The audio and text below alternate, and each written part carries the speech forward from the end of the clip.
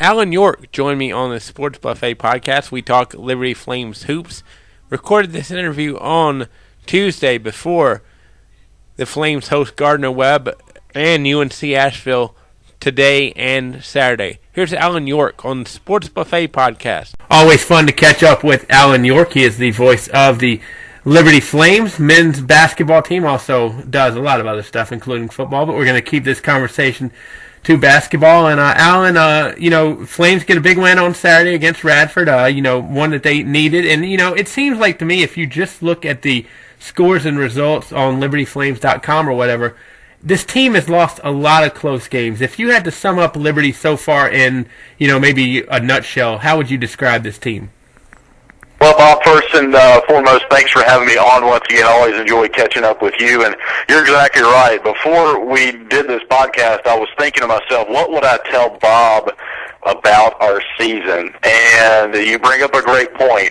There have been so many close games that this team has been in, and I'll even include the double-digit losses to Campbell and at Coastal Carolina back before Christmas. Those were two very close games.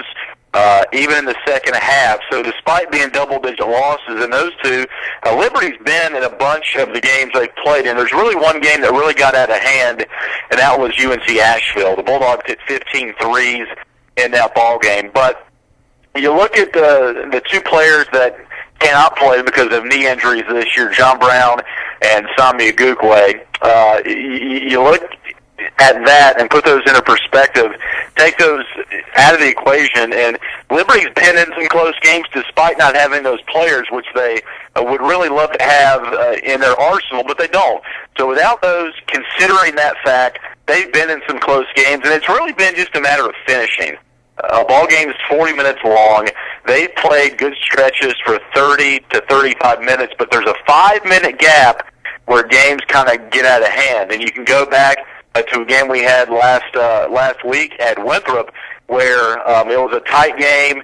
At the beginning of the second half, Winthrop goes on this big run. Now, Liberty did come back in that game, but did get beat in the end. So there's 5 minutes of stretches in games, Bob, where they just have not played particularly well, and they just have to do a better job of finishing, which the coaching staff tries to stress with them every day in practice. I know John Brown, obviously they knew back in September that they were going to be missing him for the year, and obviously that hurt. But can you even really prepare for a guy you losing like Brown who started, every game for the Flames last season?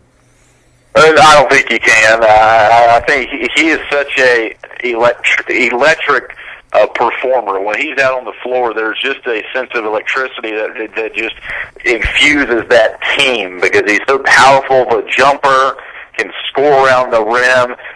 He's double-digit rebounds and figure scoring that you have to figure, who's going to pick up the slack. And there's been bits and pieces of picking up his void, but you never really can prepare for a guy like that and how dynamic he is. To not have in the lineup, you can't prepare for that. You can only just, play with who you've got and hope those guys produce and improve at a steady rate that, you're not going to replace him, but maybe they can fill up some of the gap that he, took since he's not there. Hopefully they can pick up 5-6 points a game and somebody else pick up 5 or 6 points a game, but you're never really going to replace him fully, I don't think.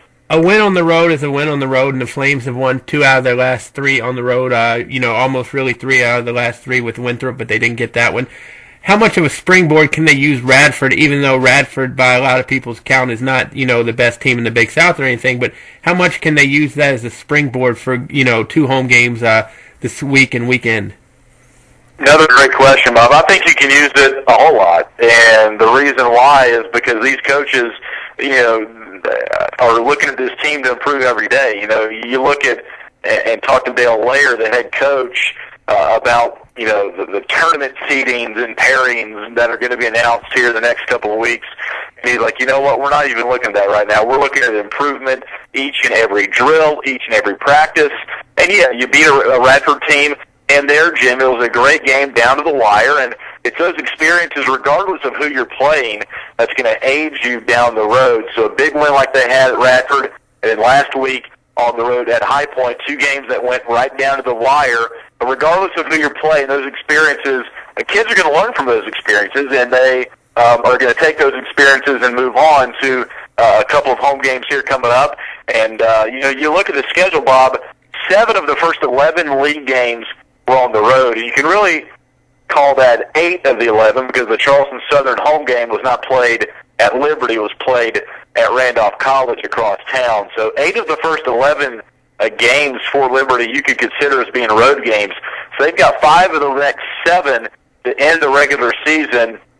Also the bracket buster game on the road. So a lot of good home games coming up that hopefully wins like they had at High Point and Radford, they can use those as a springboard, as you said, coming up this weekend. Let me touch on that Charleston Southern game real quick. You said that was at Randolph, and I love Randolph. No disrespect meant to them at all by this, but going from the Vine Center to Randolph's gymnasium has got to be a little bit of a culture shock for everyone involved. How do you think how did that go for everybody, in your opinion? You know what? A lot of the kids, we talked to them, before the game, a couple of days leading up to it, and they said, look, the dimensions are exactly the same. Obviously, it's going to be a smaller crowd, right, but they're used to playing in small gyms. Coastal's got a very small gym. They're obviously building a new arena, which they'll move into here pretty soon. Asheville, up until this year, had a small gym. Charleston Southern, they were right at home playing in Randolph College because their gym kind of mirrored what Randolph College has. But you got to play the game wherever they say, wherever they throw the ball up, and that was one where Liberty kind of walked through the first half, and then Dave Mania caught fire in the second half and made a game out of it at the very end. One of those, again, tight games that Liberty's been into, they haven't been able to finish, but the venue is what it is. Obviously, you would love to have played at the Vine Center, but I don't think they had any issues playing in it because, for the most part, all these kids have played in smaller gyms and that on the AAU circuit and in high school as well. Who do you think has exceeded expectations for Dale Layer so far this season in terms of an individual? Antoine Burris. I think Twan is a guy who has the skill set and the size to be a very good player. It's just a matter of being consistent. And for him, he comes to work every day. He's really the emotional leader for this team. I know Jesse Sanders does a lot on the court, but as far as getting fired up and really getting excited when he does a good job, hopefully that can become invigorating for the players. And they tell us, hey, when Antoine does well and gets excited, we feed off that. And so he's a guy that I think at the end of the day you'll look at as a guy that the coaching staff knew he could be really good, but it's just a matter of putting it consistently together for 30 games and going out in 40 minutes and doing it each and every game. And he has definitely done that. And I use Saturday as a great example, Bob. Antoine did not score in the first half at Radford, had 3 turnovers, so it was the worst first half he's played since he's been at Liberty. Comes back in the second half, does not commit 1 turnover, scores 15 points in 31 minutes. He was the difference. We won that game on Saturday. So he's one player that I would say has exceeded expectations this year. And, really a special moment for Jesse Sanders a few weeks back. When you're a guy from Liberty and you get your name mentioned on ESPN, you really got to do something extraordinary. Talk about that game for Jesse. Yeah, we're talking about the game at High Point where Jesse Sanders had his 4th triple-double. No player in the history of college basketball has had 4 triple-doubles, 1 in each year of his career, freshman, sophomore, junior, senior. And Jesse, this season, Bob, I know you're familiar with basketball, has come, close in 4 or 5 previous games to getting the assist he needed or the extra point he needed or the 1 or 2 rebounds. And he finally got it at High Point, and on his final rebound, it was a 1-2 possession game under a minute to play.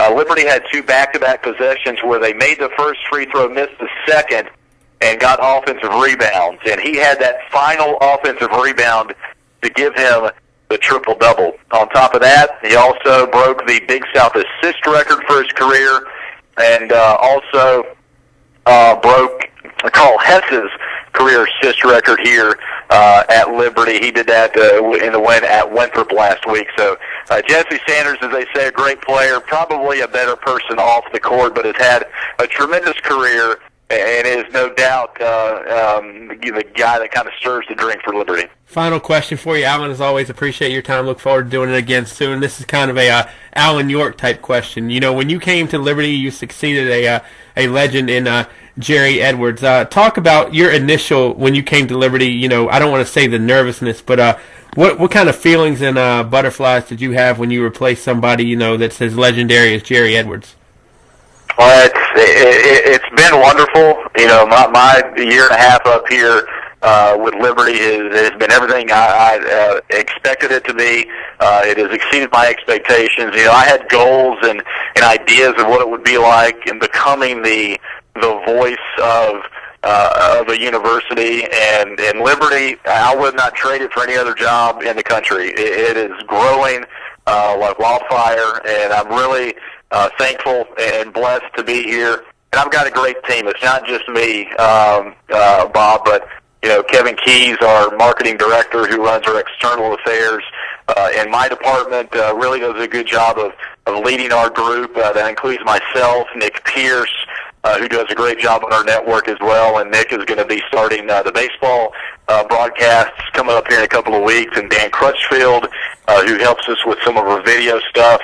But it's been really good. And Jeff Barber's been a great leader for our department. Got to give him a shout out, our athletics director, who continues to challenge us to be better each and every day. And we're so thankful that God's blessed us with Jeff here to lead our athletics department. And Jerry Edwards is right next door.